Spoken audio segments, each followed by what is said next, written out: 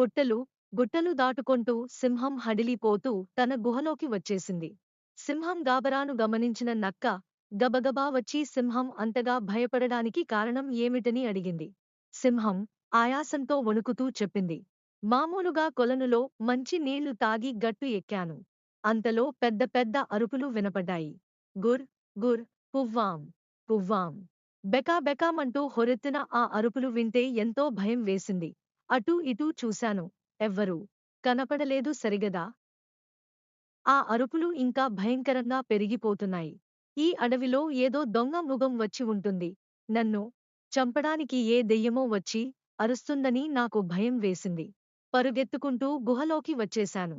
క్రూరమృగమో, దెయ్యమో దానిని చంపివేస్తేనేగాని నాకు స్థిమితం కలగదు అంటూ ముందు కాళ్లపై తల పెట్టుకుని ఆలోచించడం మొదలుపెట్టింది సింహం. నక్కకు విషయం అంతా అర్థమయింది. ఆ అరుపులు ఇదివరకు ఎన్నోసార్లు విన్నది నక్క. అందుచేత దానికి భయం కల్గలేదు. ఏమీ భయం లేదని సింహానికి నచ్చజెప్పి కొలను దగ్గరకు తీసుకువచ్చింది. బిగ్గరగా అరవమంది. ఆ అరుపులు విని శత్రుమృగం బయటకు వస్తే చంపివేయవచ్చని ధైర్యం చెప్పింది నక్క.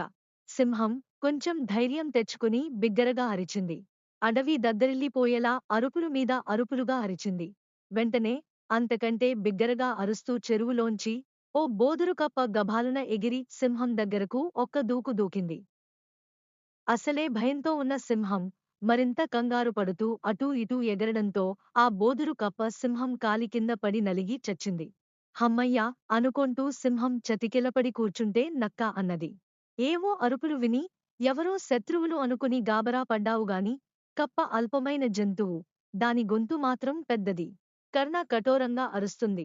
బలం లేనివాడు ఇలాగే అరుస్తాడు, అందుకే బూకరింపులు బలహీనుని ఆయుధాలు అంటారు పెద్దలు అని హితవు చెప్పింది నక్క.